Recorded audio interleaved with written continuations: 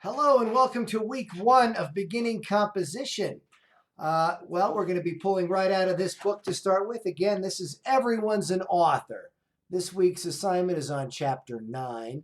We're specifically going to be talking about the writing process. Now, I want to tell you something. I love writing process. I myself write. I sometimes, publish things. And when I do, I always consider my process. People have this mistaken impression of writing process that it's genius, that a writer comes and he or she sits at a keyboard and you write it out and the work comes out fully formed. This is a huge misconception of how writing really works. You wouldn't think you could change a tire without knowing how to do it. You get the jack out of the trunk, you jack up the car, you take the tire off. Everything you do, from making a peanut butter sandwich to updating your Instagram, everything has a series of steps, and writing is no different. Now, when it comes to writing, these steps are not necessarily written in stone. For this week's assignment, I want you to consider your writing process.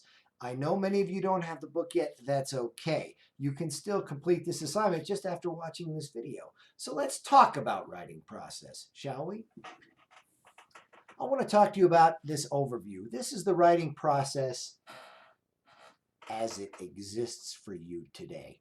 Now, just knowing some of the people in my class, having met some of you or chatted with you online, many of you are finishing high school or have just finished, and your experience of writing process, and let me know if this is unfair, is this. You get an assignment from your teacher. So you get a sheet, an assignment sheet perhaps. Your work will be due in 1 week or something like that, it'll say. You wait 6 days of the week. Then you sit down the night before it's due at 9 p.m. You write a draft. In the morning before class, you run to the library and you turn it in after printing it. Now, I don't want to be unfair, but many beginning writers, this is the process that I have seen. Not all. Maybe after you do this, you get a C on it because you haven't edited it, you haven't revised it. So this is what I would consider a broken writing process. But I don't wish to be unfair.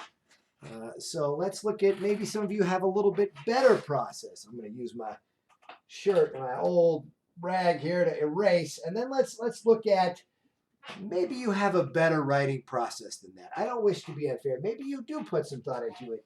You get that same assignment sheet. You might do a little brainstorming. Maybe you cluster or something. Then you might make a draft.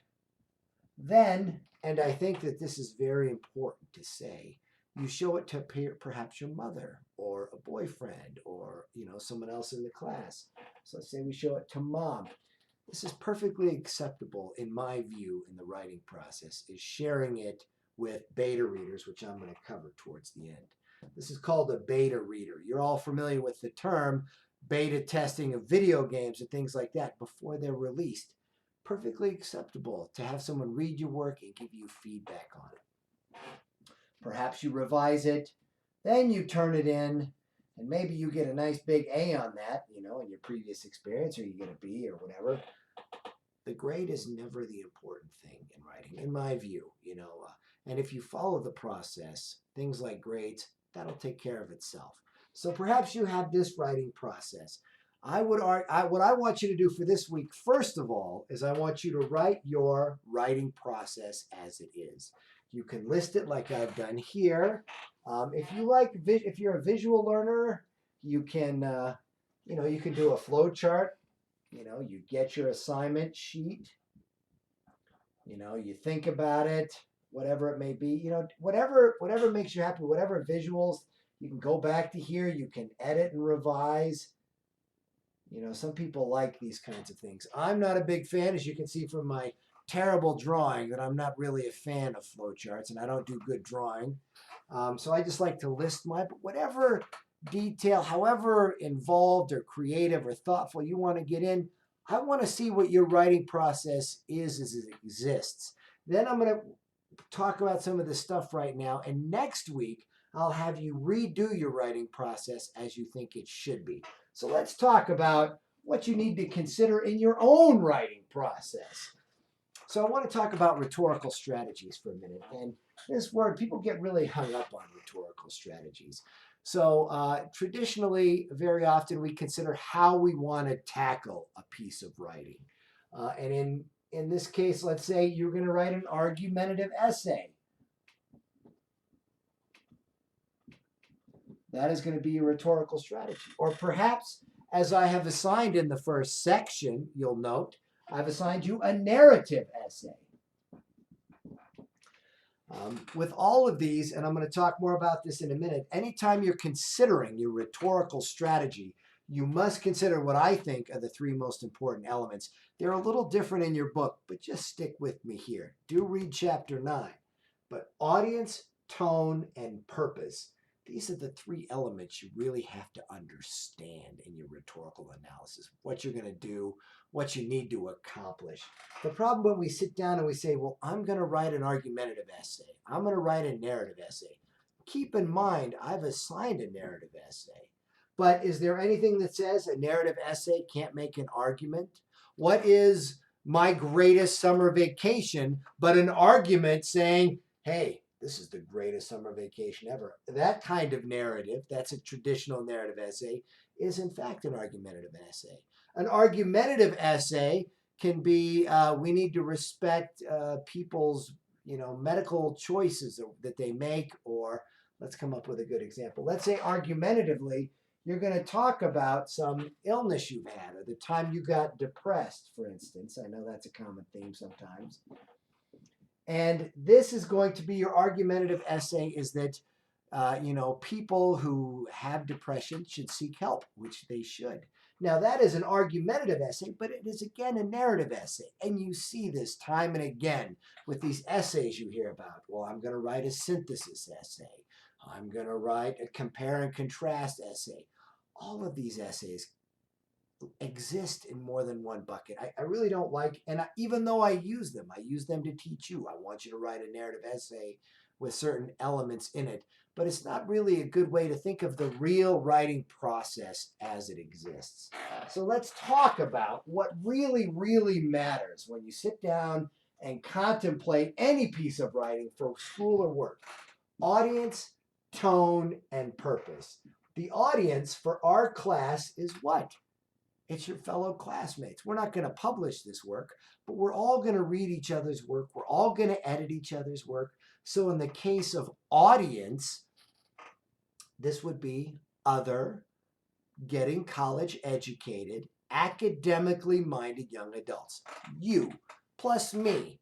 I am a writing teacher and I'm a writing enthusiast. I'm just one of the class. I'm one member of your community. You're not writing this essay or any essay in this class. Do not write it to me. I don't want you to write an essay for me. I want you to write an essay that reaches your classmates, that reaches all of us as a community. And when you get out into your majors, and whether you're in biology or whether you're in criminal justice, you're going to have reasons. You're going to have an audience. You're going to have an audience of other scientists or an audience of other people who are in the law enforcement profession in that case. Whatever profession it may be will have its own audience. It will also have its own tone. Very inappropriate tones. It's very common to run into people who are too funny or too light and even sometimes too academic, where people try too hard to use academic language or to be high-minded. That's not the tone we're looking for. We're looking for a tone that matches the subject matter, that matches the audience, that matches the purpose. The purpose, in the case of your first assignment as a narrative, I said I wanted you to tell a story, but to have a point, to reach some greater truth. A narrative isn't just your summer vacation. That would be boring. It'll be, I really learned who I was in my summer vacation. We want to reach for bigger themes and bigger ideas in our writing. Every piece of writing you ever do in your writing process is going to have to answer these questions. What's the audience? What's the tone? What's the purpose? And every time you sit down to write, this fundamental idea is part of the writing process. Again, here we are, 10 minutes in. We haven't even talked about the process itself. Now we sit down to write. This can be the scariest time when you sit down to write and you face that very terrifying cursor on a white 8.5 by 11 sheet in Word or in Google Docs or whatever you're writing in. For the purposes of this class and the purposes of real life, you'll need to think about what your ideas are. What do you want to write about? What, and in this case, when you're coming up with a subject, I find that brainstorming is very important. You can brainstorm. You can brainstorm a lot of ways. You can just write down ideas, 1 idea, 2 idea, 3 idea, 4 idea. You can cluster your ideas. I want to write about self-driving cars, for instance. A lot of people are interested in this right now. Self-driving cars. Well, we've got legal issues. We've got safety. We've got no more DUIs. I read a paper I thought was very compelling. Somebody wrote about that. Like, well, we won't kill as many people on the road. We have, what do cars look like? Now, what are we doing here? We're just clustering. Maybe off of legal, we say, do we need driver's license? And you start to see how these ideas start to come together, and you come up with an idea of perhaps what you might want to write about. Maybe you're going to do the legal. Maybe we take this bigger cluster, and then we start making clusters off that. You can outline. If you're further along in your idea, it's perfectly acceptable to start an outline. You've got a basic idea for a thesis. You can do Roman numerals. We start, 1, I'm going to do this point, 2, 3. Let's go back to self-driving cars. Okay, they're going to be more safe. They're going to be more economical. We're not going to waste gas. Economical. I have a hard time writing on a whiteboard sometimes. But you get the idea. So there's outlining. There are a million different ways to brainstorm and come up with ideas and really develop your paper. And we're going to talk about those in the next couple of sections as we start to write our very first essay. So once we've started to brainstorm, maybe we come up with a working thesis. We come up with a thesis that self-driving cars will save lives, we'll just say. That's pretty basic. We're just going to use that just for the heck of it. Now you've got a working thesis. A thesis is nothing more than a statement of opinion that you're going to back up with evidence. Self-driving cars save lives is a bit simplistic. Self-driving cars will save lives through technology. We'll develop that. You'll develop your thesis. But your thesis is just this idea that is always sort of an opinion that is going to be backed up by the rest of your paper. Once you have your thesis, your basic idea, then you can start doing research. You're going to have to look things up. For our narrative, we're not going to do that because that's based on the first person. But in other papers in this course, you're going to look up information, visit the library, maybe ask people their opinion. Just start to really formulate where you're going to find the information you want. Once you've got the research, you've started developing it. Whenever you find a source, put it on a 3x5 card or send yourself a text or save it in a Word document so that you could find those later. There's nothing more frustrating than doing good research and prep work and then realizing, hey, I forgot where I saw that. Hey, where did I read that? So it's really good practice to keep track of where you're finding your research. Now we've done all this. We've done research. We have a thesis. Now we're 13 minutes into this video, and now you're going to sit down and you're going to start to draft your paper. Now, drafting the paper, again, if you've been taking notes and you're following the process I'm outlining here, you'll already have lots of notes. You won't be starting with an empty Word document, right? You have a few things that you've found for research. You've got your thesis. Maybe you played with some ideas in there. You sit down and you draft your really rough draft. Boom. I'm going to tell you something. There's no easy way to sit down and draft a paper. The key is to not wait until the last minute, to give yourself plenty of time. Your first draft, don't judge anything. It can be rough. It can be ugly. You can have divisions in your draft that don't go anywhere. It doesn't matter. You're not going to do this. You're not going to add this. You can cut all that out. Don't judge what you're writing in the writing process. That's a big mistake people make, and it's why they get paralyzed or unable to write. After you draft your paper, let's just keep going down this way. Now you have a draft. You have a rough draft. What do you do with it? I myself set mine aside. I set my rough draft aside for 10 minutes, 2 hours, 3 days. Days are better. If you leave your rough draft for a day and come back to it, it'll look completely new to you. So then you revise it. Once you feel like you've got a solid draft, then you can show it to mom. Show it to your friends. I'll talk about my own writing process in a moment. And there we have revise, show it to mom, revise again. Here in the revision stage, I call these people beta readers, by the way. Mom is a beta reader. She's going to look at it. She's going to give you some feedback. It is not her paper. She's not going to rewrite it. Neither is your friend. Neither are mine. Neither are your group partners when we do group work. This is your work. You need to revise it yourself. You just take all that feedback and you revise it. And then when you're all done, you edit it. Editing, and I'm going to erase this because this is an important point. Editing and revision are two different things. Editing is short for copy editing. It's the thing you do last. You make sure the commas are correct, make sure the spelling is correct. You don't get too nitpicky about English grammar and usage in the drafting process. So I'm going to show you an example of my writing process as it exists right now. So right now, I have to come up with my own ideas. So I'll come up with an idea. Now, I might take a week to bat around ideas, or even longer. I might have ideas that have been rolling around in my head for months. Anyway, once I have an idea, then I make some notes. I do some reading on my subject. Then I might write a draft. Then I always sit on that draft for 24 hours. I don't just hurry it off. Now, and I'm going to be honest with you, if I procrastinated, and sometimes I do, I might have to skip sitting on it for 24 hours.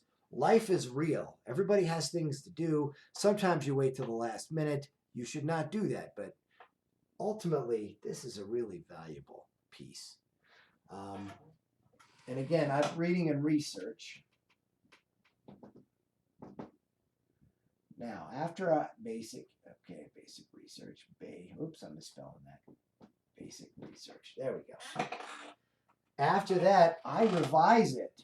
I do one revision before I even show anybody. I don't ever show anybody a rough draft. It's usually too messed up. So after I revise it, then I show it to my beta readers, who are my wife. And my wife might, let's bring this all the way back over here. My wife says, hey, this is good. In which case, I do one thing. She might say, it's very bad. In which case, if she says it's very bad, I'll go back here to the reading. See, this is why I want you to be creative. I might go back to the reading and reread and redraft. I have thrown away things. I have work that I've never finished. I have fully finished things I think are garbage. This is just part of the process. And I would say when you reach this place and something's bad, I often take this bad stuff and I save it in a separate Word document. This is real. This is my real process. I save it in a Word document because if I spent 3 days on it, I can't bear to throw it away. And neither can you. And you just never know where that piece of research or that turn of phrase might come in handy. So don't throw anything away. Don't ever delete. Save a folder. Save bad ideas, failed essays, whatever you want to call it. Now, if it's a good story, I might give it another revision, or I might just edit it clearly. And then I have another beta reader. I have a couple of friends of mine who read everything I wrote, and I show it to them. And very often they will disagree with my wife, and they'll say, boy, this is really a pile. Even if she thought it was good, I could still throw it away or go back up. If they like it, I might revise again, edit, and this is true, and I know it's getting pathetic. I show it to my wife one more time because she's so good at commas. So then I'm done.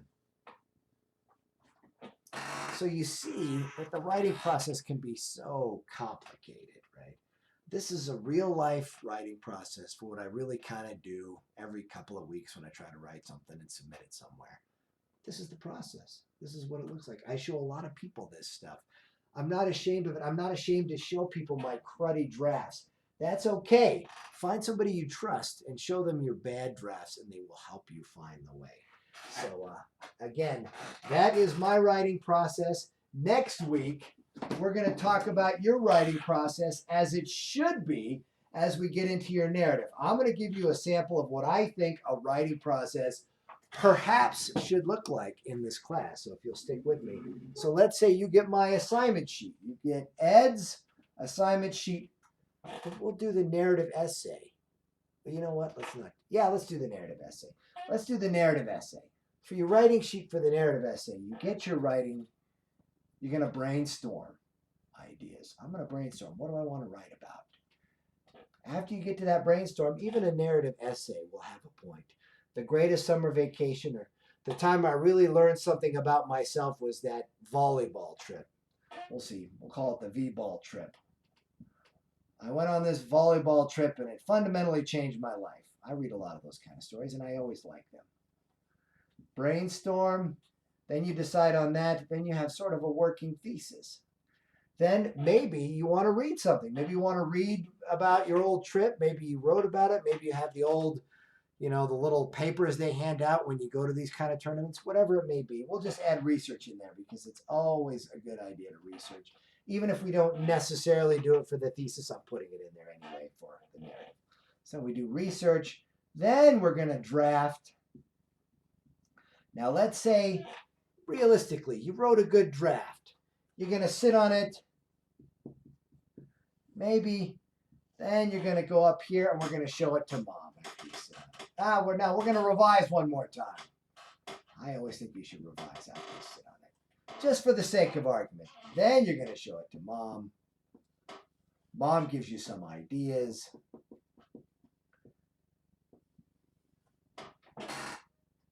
Now we're getting into the good stuff because now you bring in your rough draft to workshop. This is a revision here. Note I did not put edit because we are still in rough draft. So do the best you can, write clean copy. We're going to workshop it in class. You'll get more feedback from your beta readers who are your classmates. Then you're going to revise again. We'll just go right to revise here. You're going to take that workshop information, revise, edit. Then you're going to get an A on it. Just look at that writing process. There's no way. Brainstorm. Come up with your thesis. Research, draft, sit on it, revise it, show it to mom. Revise it again, take it to workshop, one more revision, edit. That's a good one. You know what? And if you don't like that, this is your writing process. We could do it again. Maybe we decide we get to the research phase. We're going to draft it.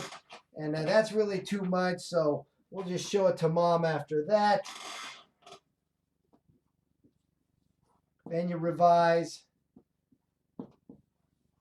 Then you workshop. And after workshop, let's say you didn't do a very good job and you got it really bad. So you got to go back and redraft, like really do a good rewrite. Show it to mom again. Revise. Edit. After editing an A. Again, revising. Edit. Two completely distinct different things. Revision is big changes, change a paragraph, moving paragraphs around, new ideas, scrapping, rewriting the thesis, big revision. Editing is only copy editing, commas, remember that. People say, well, it didn't have any typos. Oh yeah, but I couldn't follow it. I mean, it is much more important to get the revision right, especially at this stage. If you're having trouble with copy editing, we'll talk about grammar and mechanics. Some of you I know really need a lot of work on that. We're going to have some separate exercises for that for, some of you. We'll sort that out. This is not to scare you. I don't want the writing process to be scary or feel onerous. I added a lot of stuff in there. This is just an example. think about what you think your writing process should be. Think about what's realistic. Think about what would really help you. I missed a lot of things in here. In here, I just put brainstorm. I didn't put that we could cluster here. Your writing process is going to be unique to you and your circumstance and your friends and family and what you know. Some of the hardest things I think people struggle with in English beginning composition, especially, are finding a topic, which is why I required. I want you to stretch your brain. They also really struggle with, thesis in that first introductory paragraph. Writing an introductory paragraph is really difficult. So perhaps here you do intro paragraph, and then you show your intro paragraph to your mom or your friends or whomever. Once you have a direction and once you have research on a paper, you are really ready to get going. So that is the beginning part of the writing process. Don't be intimidated by it. Read chapter 9. There's a lot of fabulous stuff in there. I have glossed over so many things. I could spend 3 hours talking about this and you would be asleep. This is week 1. We're going to learn process. We're going to learn about research, and we're going to get cooking on this. So thanks, and we will see you on Zoom.